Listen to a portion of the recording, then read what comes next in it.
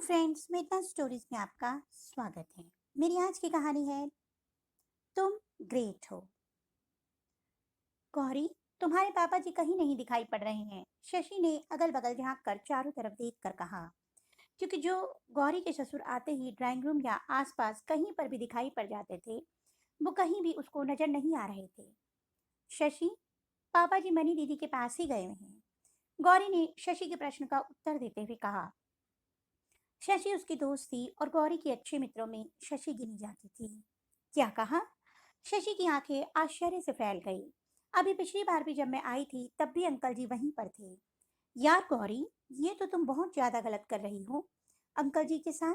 क्या आंटी जी के जाते ही तुम्हारे अंदर उनके लिए प्यार व्यार सब समाप्त हो गया? पहले तो बड़ा पापा जी करती थी, अब ऐसा अचानक क्या हो गया? मेरी तो ये तुम्हारा व्यवहार समझ में बिल्कुल भी नहीं आया कि तुम लोगों के पास सब सुख सुविधाएं होते हुए भी तुमने अपने ससुर को ननद के घर छोड़ा हुआ है। और इससे तो तुम्हारी बदनामी भी बहुत होगी कि गौरी ने अपने ससुर की सेवा से बचने के लिए उनको ननद के पास छोड़ दिया, जबकि मैंने हमेशा देखा कि अंकल जी तुमको बिल्कुल अपनी बेटी जैसा ही प्यार देते थे। यहाँ तक वो मेरे आने पर भी कितना ज्यादा खुश हो जाते थे। मुझको भी तुम्हारी ही तरह स्नेह देते थे। शशि सब कुछ एक ही सांस में बोल गई। यार शशि, तुम नहीं समझोगी, लेकिन ये हम लोगों की बहुत बड़ी मजबूरी है। गौरी ने बहुत मायूस होकर कहा। ऐसी भी क्या मजबूरी गौरी, जो अपने ससुर को सम्मान के साथ नहीं रख सकी? ये तो बिल्कुल समझ से परे है। शशि को ये बिल्कुल भी अच्छा नहीं लग रहा था कि बेटे बहू के पास सकल सुविधाएं उपलब्ध हैं और फिर भी पिता बेटी के पास रह रहा है। शशि, एक मिनट पहले मेरी बात तो सुन लो, फिर जो कुछ भी कहना हो सो कह लेना। गौरी एकदम से रुआंसी होकर के बोली। उसकी आंखों में आंसू झिलमिल कर रहे थे। जरा मैं भी तो सुनूं कि आखिर तुम्हारी ऐसी क्या मजबूरी है। शशि थोड़ा आक्रोशित होकर बोली, क्योंकि वो गौरी के ससुर का स्वभाव बहुत अच्छी तरह से जानती थी। बहुत ही सुलझे और सरल व्यक्तित्व के स्वामी, हर एक के साथ बड़े प्यार से पेश आते, चाहे छोटा हो या बड़ा।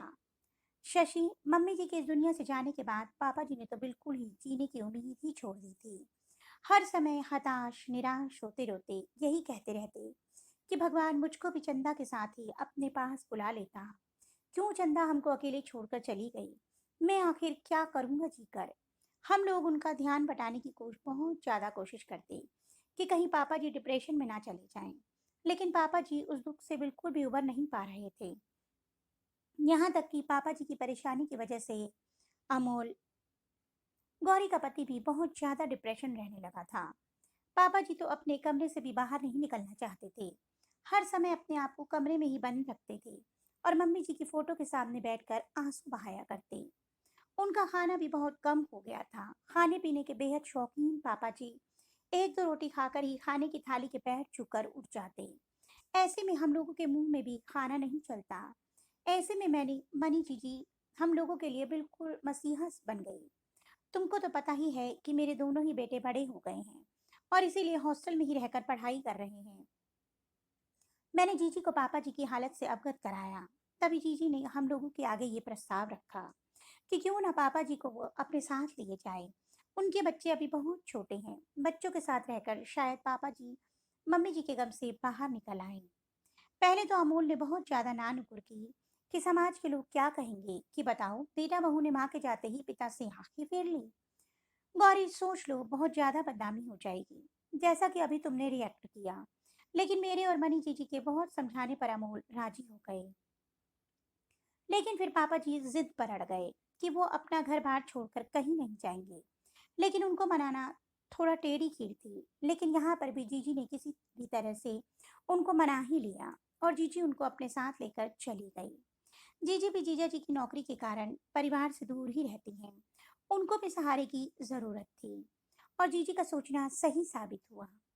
पापा जी बच्चों के साथ हंसते मुस्कुराते खेलते कूदते, बच्चों के पीछे आगे पीछे घूमते, कब अपने स्वाभाविक स्वभाव में लौट आए पता ही नहीं चला। अब तो पापा जी बहुत खुश रहने लगे हैं। ऐसा नहीं है कि पापा जी यहाँ पर आते ही नहीं हैं, लेकिन जब पापा जी यहाँ पर आते हैं तो फिर मम्मी जी की याद में परेशान होने लगते हैं। जीजी बच्चों का बहाना करके जल्दी फिर से बुला लेती हैं और पापा जी भी वहां जाने के लिए आतुर दिखाई पड़ते हैं। और हाँ, अमोल जीजी के अकाउंट में हर महीने थोड़े बहुत रुपए जरूर ट्रांसफर कर देते हैं, क्योंकि जीजी के ऊपर अतिरिक्त बोझ ना पड़े।